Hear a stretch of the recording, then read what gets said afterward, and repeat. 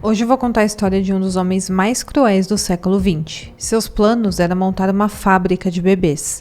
E como ele faria isso? Trancando mulheres em seu porão e as forçando a ter relações com ele até engravidarem. O caso ficou conhecido como o Maníaco da Casa dos Horrores.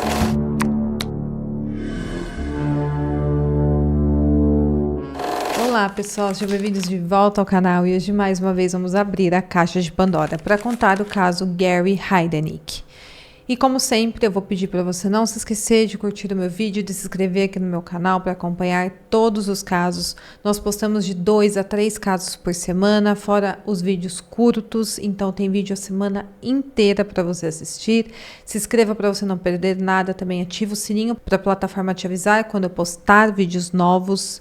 E eu também abri a possibilidade de você se tornar um membro do canal, que é uma forma de apoio aqui no meu trabalho, e com isso você terá acesso a alguns benefícios exclusivos, inclusive vídeos apenas para membros. Eu também faço conteúdos exclusivos para a rede social de fotos, então me segue lá, o arroba estará aqui na tela. Então é isso, fique comigo até o final do vídeo e bora pro caso de hoje.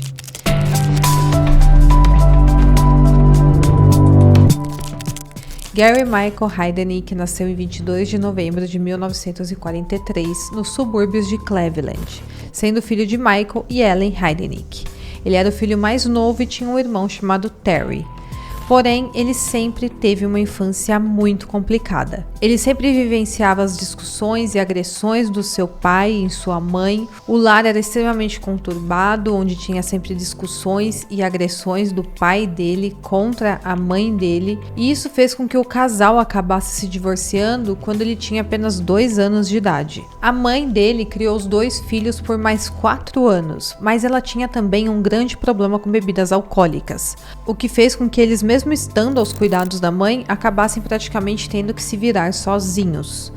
Depois que o pai dele, o Michael, se casou com outra mulher, eles acabaram ficando principalmente sobre os cuidados do seu pai, que também não era lá essas coisas. Na verdade, era uma vida muito difícil com o pai dele também, porque o pai deles abusava emocionalmente dos filhos, principalmente do Gary. E o Gary tinha um problema desde pequeno de fazer xixi todas as noites na cama.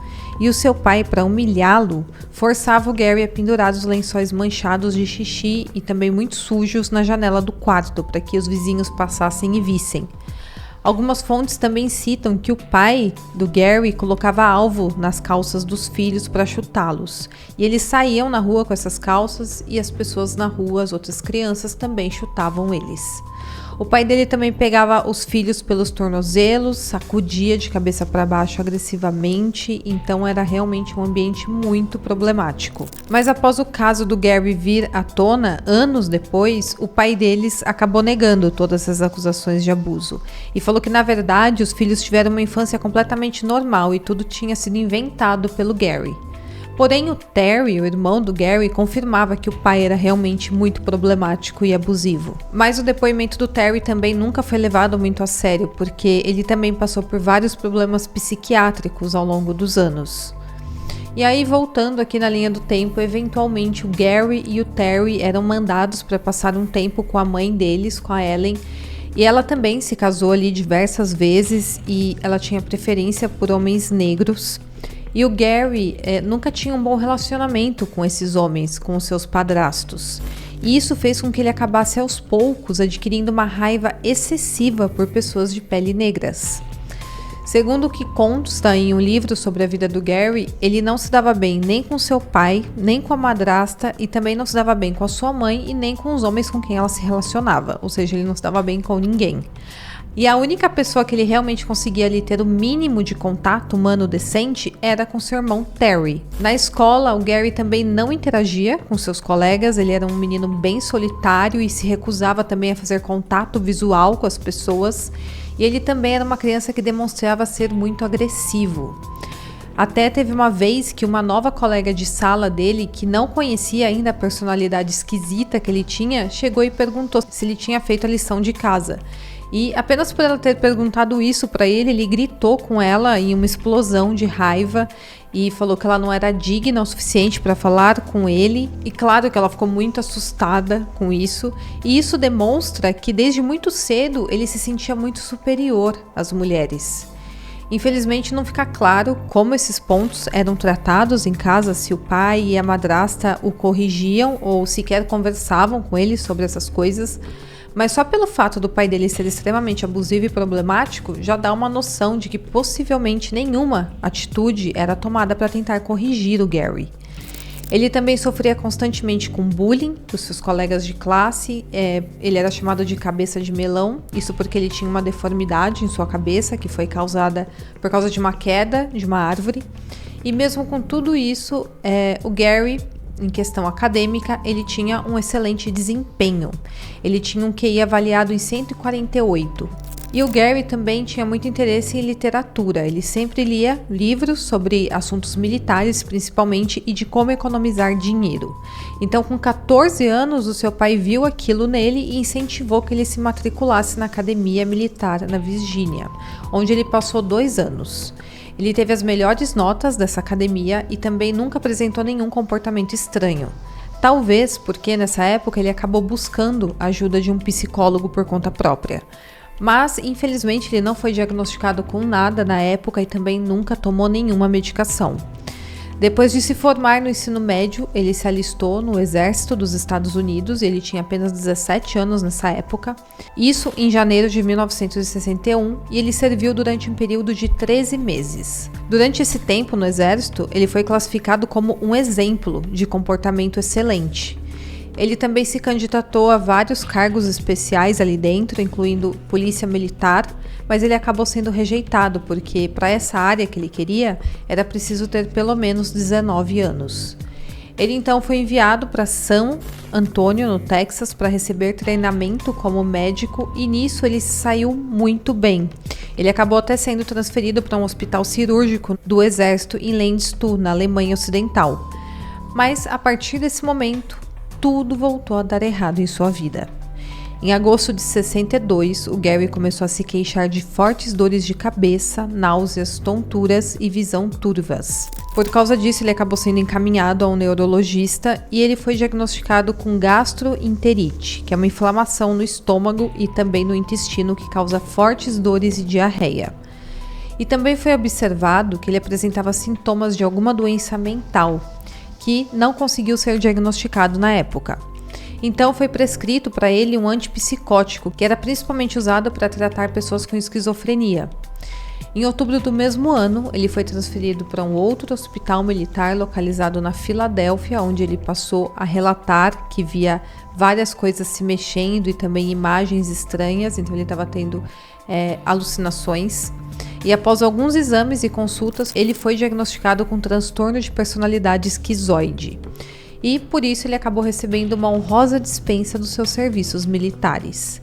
Ele não gostou muito dessa decisão porque o sonho dele era seguir a carreira militar, mas no dia 23 de janeiro de 63 ele acabou sendo desligado dos seus serviços. E ele também foi considerado uma pessoa 100% incapaz mentalmente.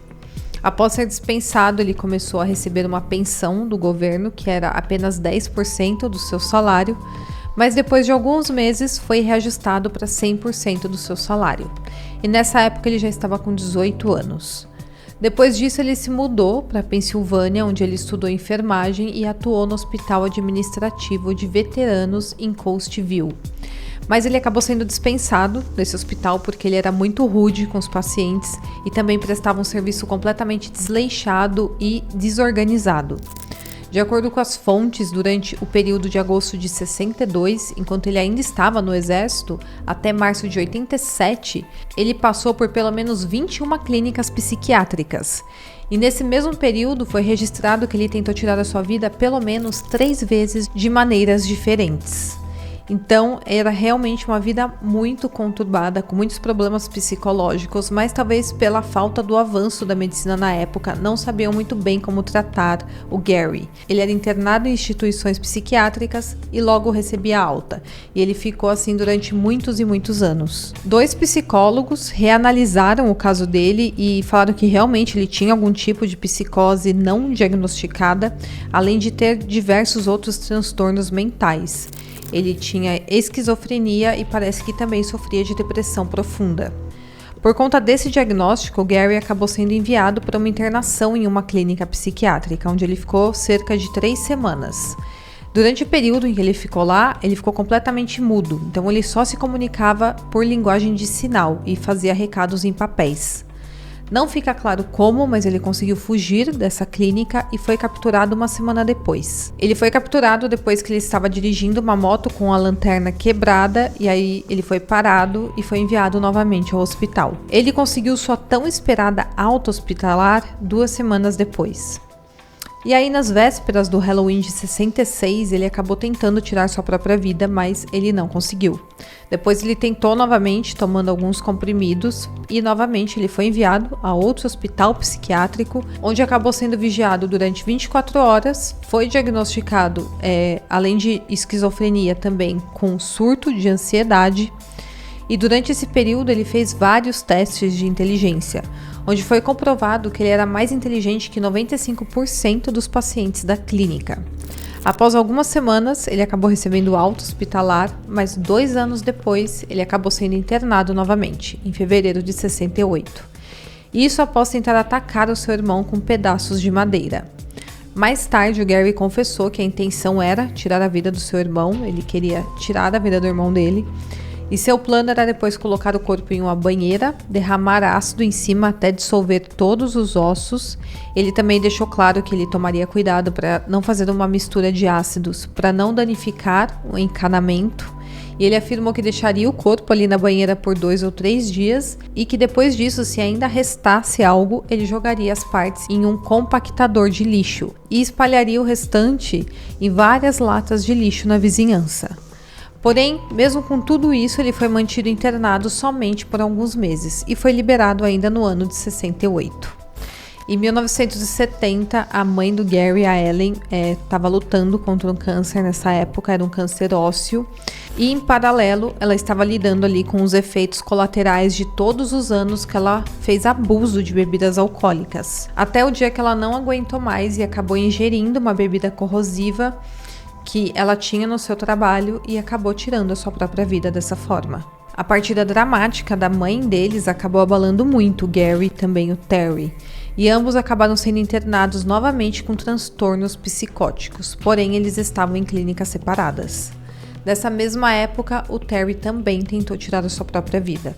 E após a morte da mãe, o Gary passou a se recusar a tomar os medicamentos que tinham a mesma substância que sua mãe tinha ingerido para tirar a própria vida. Depois disso, em 12 de outubro de 71, o Gary acabou fundando uma igreja chamada Igreja Unido dos Ministros de Deus, onde ele se nominou como um bispo. No começo, tinha apenas 5 frequentadores, então era bem pequeno. E entre esses frequentadores, tinha o seu irmão e uma mulher com quem ele estava se relacionando na época. Então, tirando essa mulher e o irmão dele, tinha apenas mais 3 pessoas seguindo ali a igreja. E ao mesmo tempo, ele frequentava semanalmente consultas no hospital psiquiátrico. E ele só foi receber alta hospitalar 100% em 1972. Após ser liberado pelos médicos, ele comprou uma casa de 3 andares em um bairro muito pobre na zona oeste da Filadélfia, e no primeiro andar ele morava e nos outros 2 ele alugava para outras pessoas. Em abril de 75, ele abriu uma conta bancária em nome da sua igreja e ele teve um depósito inicial ali de $1.500. Mas em pouco tempo, essa igreja começou a crescer muito. E ela foi frequentada especialmente por pessoas que o Gary conhecia em clínicas psiquiátricas. Então ele conhecia as pessoas e orientava para ir até a igreja dele. Com isso, a igreja acabou gerando aos poucos uma pequena fortuna para ele. Ainda no ano de 76, ele vendeu a sua casa de 3 andares e foi morar com uma mulher chamada Anjanette Davidson. Uma mulher que tinha deficiência mental leve e que morava na Filadélfia. Ele já estava se relacionando com ela há algum tempo e nessa época, na verdade, ela já estava até grávida dele. Então, nasceu a primeira filha dele fruto desse relacionamento e ela foi chamada de Maxine Davidson e nasceu em 16 de março de 78. Mas como eles não queriam cuidar da menina, ela foi deixada em um orfanato. Em 7 de maio de 78, Gary e a Anjanette foram visitar uma das irmãs dela, que se chamava Alberta Davidson.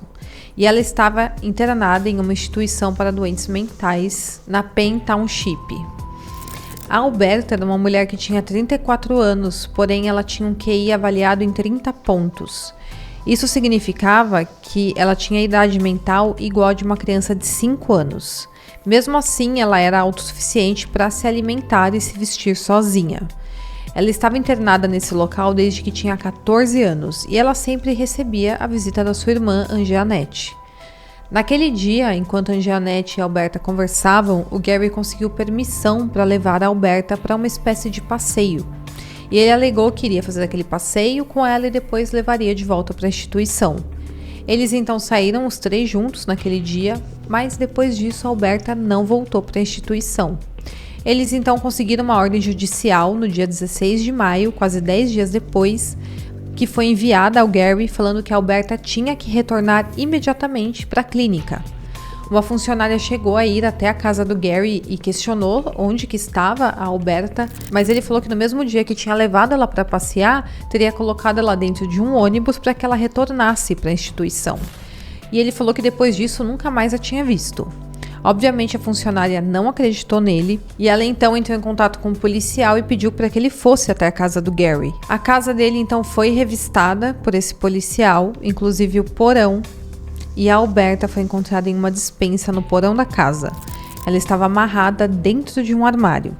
Após ser examinada, foi constatado que ela havia sido abusada sexualmente. Em sua garganta e na sua boca também foram encontrados vários hematomas e feridas que eram sinais de violência. Cerca de 3 semanas depois, o Gary foi preso. E ele descaradamente se declarou inocente desse crime. Mas durante o seu julgamento, o juiz acabou o declarando culpado, e ele foi sentenciado somente a 3 anos de prisão em uma penitenciária estadual. Ele acabou sendo enviado a uma instituição psiquiátrica e foi liberado em 12 de abril de 83. Mas ainda assim ele iria permanecer 3 anos sob supervisão de um programa de saúde mental, que havia sido recentemente sancionado naquele estado.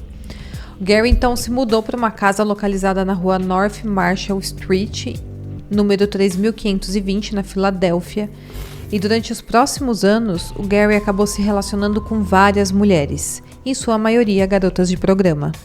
Uma delas teria inclusive engravidado dele, gerando assim o seu segundo filho.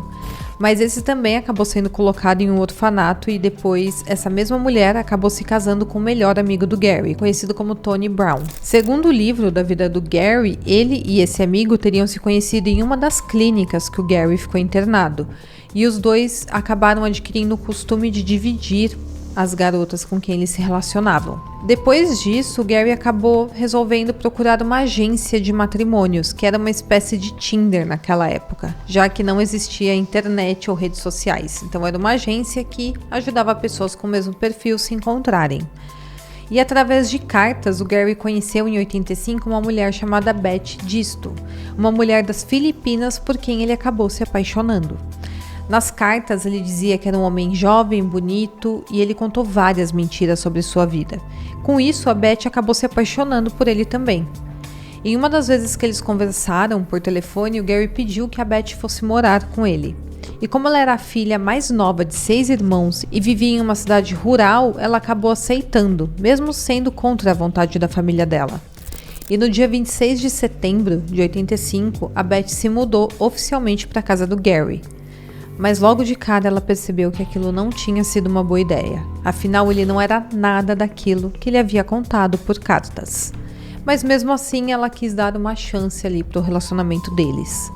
No dia 3 de outubro do mesmo ano, eles se casaram e tiveram a lua de mel de 1 semana em um motel na Filadélfia. Isso porque o Gary era um condenado e estava sob observação, então ele não poderia sair do estado. Nos primeiros 3 meses, tudo teria sido perfeito. O Gary a tratava muito bem, ele era muito romântico, porém, aos poucos, ele passou a mostrar a sua verdadeira personalidade. O Gary passou a obrigá-la a ter relações constantemente com ele, além também dela ser obrigada a vê-lo durante atos sexuais com outras mulheres. Ele também passou a submeter ela a diversos abusos físicos, tanto com tapas, e ele também certa vez deixou ela 12 horas em pé em um canto da casa. Ele também passou a negar que ela comesse ou tomasse água. A Beth tentou conversar sobre o relacionamento deles para ver se havia algum jeito de consertar o Gary, mas quando isso aconteceu, ele a agrediu muito.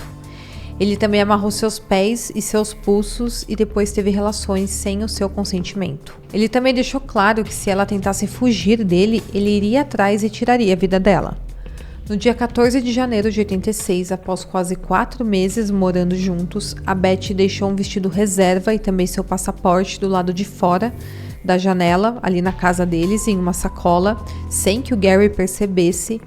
E ela naquela tarde falou para ele que iria até o mercado e logo estaria de volta. Ela então conseguiu sair da casa e fugiu. Nessa época ela estava grávida do Gary e ele não sabia. Antes de voltar para as Filipinas, ela chegou a dar um depoimento na delegacia e abriu um boletim de ocorrência contando tudo o que ele tinha feito. Por isso, Gary foi preso e acusado pela promotoria no dia 27 de janeiro do mesmo ano. Depois de 2 dias, ele foi notificado que esses crimes tinham violado sua liberdade condicional. Em março daquele ano, ocorreu a audiência do caso, mas como a Beth não compareceu ao tribunal para demonstrar as provas do que ele tinha feito e dar continuidade no julgamento, o caso acabou sendo arquivado. Afinal, eles não tinham o depoimento da Beth, que aparentemente era a única prova. Afinal, não tinha sido feito um corpo de delito nela, porque na época nem existia isso. Então, o Gary acabou sendo solto. No dia 15 de setembro de 86, a Beth deu à luz a um menino chamado Jesse John Disto. E o Gary só teve conhecimento do nascimento do seu filho após receber um cartão postal da Beth falando sobre o filho deles. E também nessa carta ela se negava a dar o divórcio. E só para deixar bem contextualizado, durante todo esse tempo, o Gary continuou com a sua igreja. Então ele pregava todos os domingos no culto e chegou a acumular um montante de $545 mil em 86, o que seria equivalente a quase 2,7 milhões de reais atualmente. Sendo assim, no ano de 86, a sua igreja era considerada muito próspera. O Gary ficou muito frustrado com o que tinha acontecido com a Beth, com o fato dela ter fugido, grávida, dele não ter conhecido o filho dele, e por isso ele decidiu colocar um plano em prática. E esse plano até hoje é conhecido como o pior caso dos Estados Unidos. E seu plano era sequestrar 10 mulheres negras que tivessem deficiência mental para aprisioná-las em seu porão. E ele pretendia ali fazer uma fábrica de bebês. A Josefina Rivera era uma mulher de 25 anos, afro-americana, que trabalhava como garota de programa e tinha 3 filhos. Embora o plano do Gary fosse pegar uma mulher com problemas mentais, a Josefina era uma mulher sã e completamente capaz. Mas ela havia tido uma vida muito sofrida, ela passou grande parte da sua vida morando nas ruas. E no dia 26 de novembro de 86, a Josefina havia brigado com seu namorado e ela saiu de casa durante uma discussão. E naquela noite ela estava determinada a passar a noite toda fora, então ela começou a andar pelas ruas fazendo sinais para possíveis clientes, até que ela cruzou o caminho do Gary. Ele a parou e perguntou se ela estava trabalhando e ela respondeu que sim, e ele então convidou que ela entrasse em seu carro. O Gary então a levou para a casa dele e ao entrar no local, a Josefina de alguma forma percebeu que algo estava errado. O local era muito desagradável e o Gary era meio estranho, mas ela pensou apenas em fazer o que ela tinha que fazer e ir embora. Ele então a convidou para assistir um filme, mas ela se negou e falou que estava com bastante pressa porque ela tinha 3 filhos e que estavam com uma babá, e isso deixou o Gary muito irritado.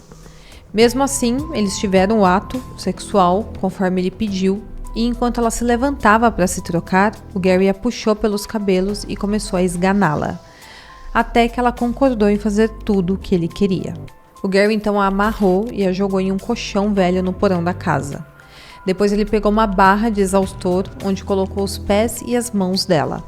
Após isso, ele se deitou ao lado dela e dormiu a noite toda.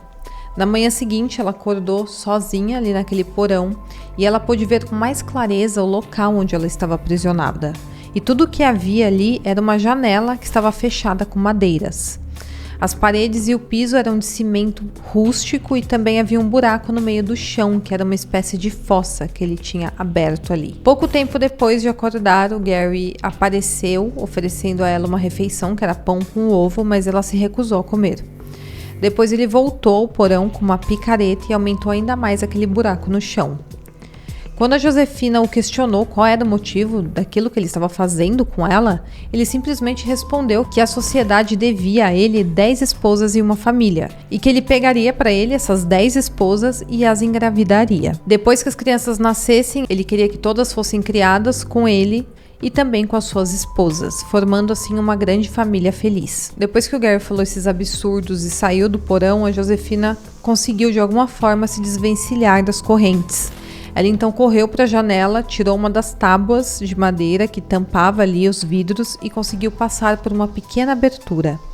Ela saiu no quintal dos fundos da casa dele e ela correu, pediu ajuda, mas antes que algum vizinho pudesse ajudá-la, o Gary conseguiu alcançar. Ele a imobilizou e obrigou que ela passasse pelo mesmo buraco da janela que ela tinha saído. Como castigo, a Josefina foi colocada dentro da fossa que tinha ali no chão, onde ela ficou por vários dias, sem comida e sem água. No dia 29 de novembro, após 4 dias do primeiro sequestro, o Gary acabou sequestrando a sua segunda vítima, que era Sandra Lindsay.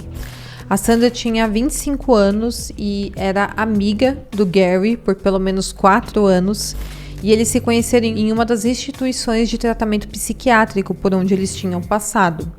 Ela tinha alguns problemas de atraso no seu desenvolvimento mental e, segundo as fontes, ela tinha uma espécie de amizade colorida com o Gary, tanto que ela também acabou engravidando dele em algum momento, sendo o 4º filho do Gary. Mas como ela não queria cuidar de uma criança, ela acabou interrompendo essa gravidez. A Sandra, mesmo sendo amiga dele, foi levada para aquele porão onde a Josefina estava e também foi acorrentada no local. E lá, obviamente, ele atacava as mulheres das piores formas. Quando a Sandra não voltou para casa, os seus pais tinham certeza que o Gary estava envolvido naquilo de alguma forma. Eles foram até a casa dele porque sabiam que ele e a Sandra tinham uma espécie de relacionamento, porém ele alegou que não sabia de nada.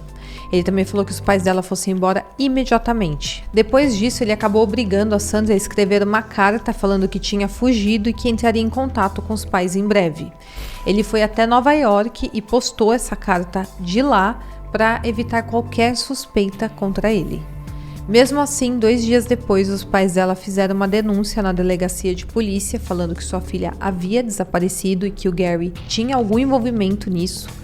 Mas, por azar, eles falaram logo com um amigo do Gary, com Tony Brown, o que casou com a primeira mulher que o Gary teve um filho. Ele era policial e, ao perceber que estavam falando do amigo dele, do Gary, ele registrou o sobrenome errado durante a queixa, isso para proteger o Gary.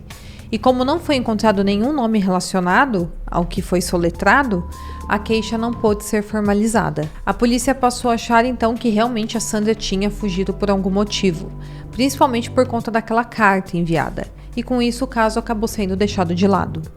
No dia 23 de dezembro, quase um mês depois do sequestro da primeira vítima, o Gary sequestrou a sua terceira. Dessa vez foi Lisa Thomas, de 19 anos. Ele convenceu ela a ir em um restaurante McDonald's com ele e durante a conversa ele conseguiu conquistá-la. Ele convenceu que ela fosse até a casa dela e lá ele a embriagou, depois abusou dela e no final a acorrentou no porão junto com a Josefina, que já estava há 26 dias no local, e também com a Sandra, que estava há 22. No dia 2 de janeiro de 1987, o Gary sequestrou a 4ª vítima, a Deborah Dudley, de 23 anos. E no dia 18 de janeiro, ele sequestrou a 5ª vítima, a Jacqueline Askins, a mais nova de todas. Ela tinha apenas 18 anos. Todas as mulheres foram acorrentadas em alguma parte do porão, mas longe o suficiente uma das outras para elas não conseguirem se ajudar a se soltar.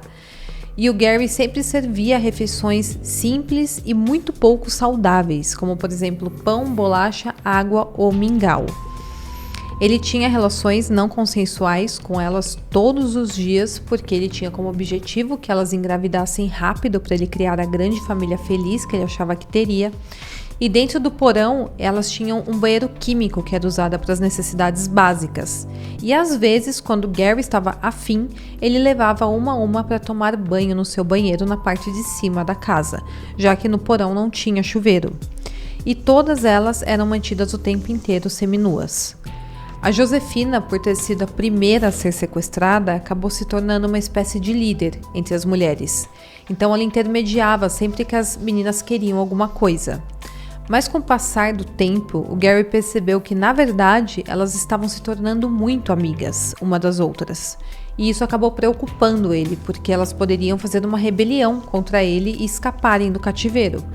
Então ele acabou elaborando um plano. Ele elegia uma menina diferente todos os dias para que ela ficasse de olho nas outras prisioneiras. E no final do dia ela tinha que apontar alguma das meninas que tinha feito algo errado, para que ela fosse castigada. Caso a menina vigia se negasse a apontar quem iria sofrer naquele dia, ela quem seria castigada. Com isso, elas passaram a ficar uma contra as outras. Nesse momento, o Gary também passou a alimentá-las somente com ração de cachorro. E então, após algum tempo, os vizinhos começaram a perceber que o Gary estava saindo muito pouco de casa, e eles sabiam dos problemas mentais que ele tinha. Além disso, alguns vizinhos passaram a sentir um cheiro muito ruim e forte saindo da casa dele, e pensaram que algo grave poderia ter acontecido ali dentro. Então, os vizinhos chamaram a polícia para verificar tudo o que estava acontecendo na casa. E no dia 10 de janeiro de 87, um policial foi até a casa dele e tentou falar com o Gary. Porém, após bater na porta e chamar, ninguém atendeu. O policial então ia acionar o seu superior, mas antes que ele chegasse até a viatura, o Gary saiu da casa e falou que estava ouvindo música muito alta, música heavy metal, e que também estava cozinhando ao mesmo tempo, por isso não tinha escutado quando foi chamado. Como o policial não tinha um mandado de busca, ele não pôde entrar na casa, então tudo que ele pôde fazer foi fazer algumas perguntas para o Gary. Então ele apenas conversou com o Gary e depois foi embora. No dia 1º de fevereiro de 87, a Sandra Lindsay, a segunda vítima, que era amiga do Gary, tentou de alguma forma fugir do cativeiro, porém ela foi pega e castigada por ele. Depois ele a pendurou pelo pulso no teto do porão, onde ela ficou sem comida e sem água por 7 dias. E claro que durante esses dias ela acabou sucumbindo por conta de uma combinação de fome e febre. E quando Gary decidiu que era o momento de soltá-la no dia 7 de fevereiro, ele descobriu que ela já estava sem vida. Ele ficou extremamente frustrado e com raiva por isso ter acontecido, porque a Sandra era a única entre as vítimas que ele realmente conhecia. E ele sabia que se o corpo dela aparecesse, se alguém encontrasse, os pais dela iriam culpá-lo pelo crime. Então ele tinha que arrumar uma forma de se livrar daquele corpo. Ele então comprou um moedor de carne. Ele desmembrou o corpo dela em vários pedaços e deu uma parte para os seus cachorros comerem na frente das meninas. Outras partes ele acabou misturando na ração e serviu para que as suas prisioneiras comessem. E outras partes que restou ele deixou picada dentro do freezer. Depois desse acontecimento, as meninas ficaram com ainda mais medo do Gary. E ele cada dia mais temia também uma rebelião das suas prisioneiras. Então ele propôs para Josefina para que ela se aliasse a ele, para que ela contasse a ele qualquer plano que as meninas tivessem de fugir. E em troca, ele daria a ela vários presentes e também algumas regalias. Na primeira vez que a Josefina contou para o Gary sobre os planos de fuga das meninas, ele as amordaçou com uma fita adesiva e depois perfurou com uma chave de fenda os ouvidos delas e fez com que elas ficassem surdas. De todas as meninas, a Deborah Dudley era a que mais dava trabalho e enfrentava o Gary. Então ele tinha uma raiva muito maior dela do que das outras. No dia 18 de fevereiro de 87, ele ordenou que todas as meninas entrassem dentro daquela fossa, menos a Josefina, que tinha se tornado uma espécie de parceira dele. Ele então encheu de água aquele buraco e usou fios elétricos para castigá-las.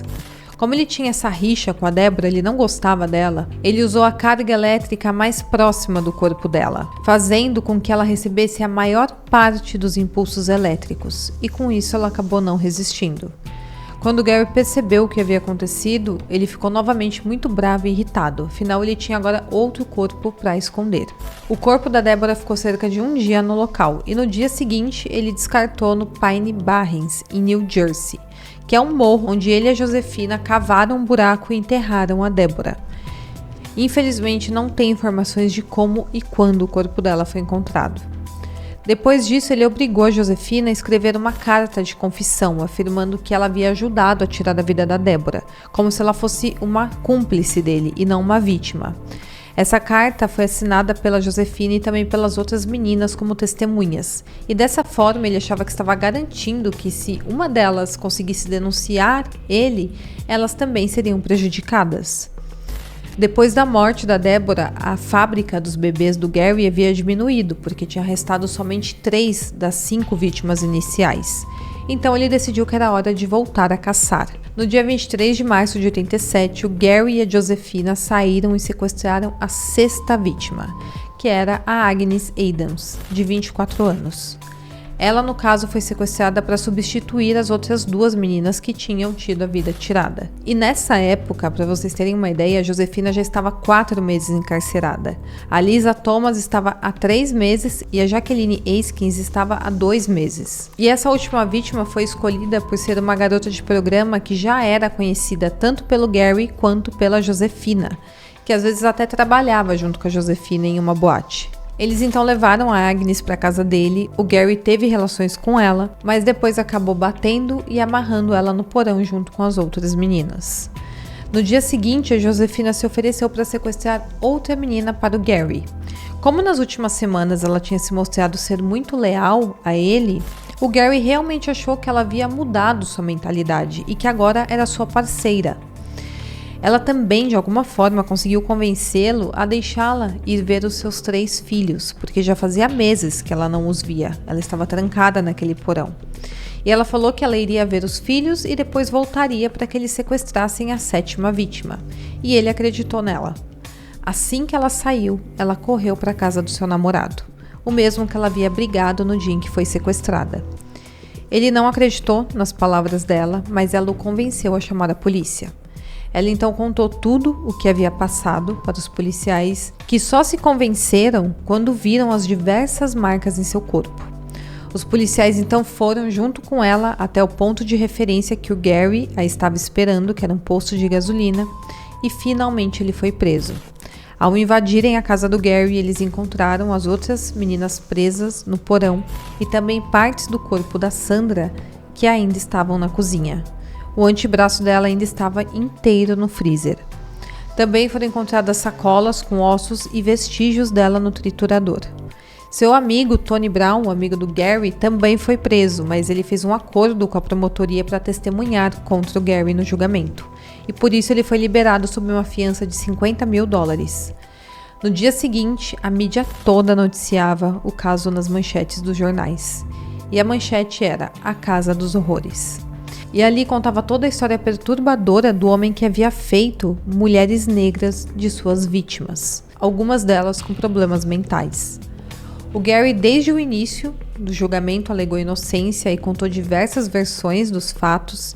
E em uma delas ele alegou que as meninas já estavam na casa quando ele se mudou e ele encontrou elas ali no porão. Depois ele alegou que elas estavam no local porque elas queriam estar naquele porão.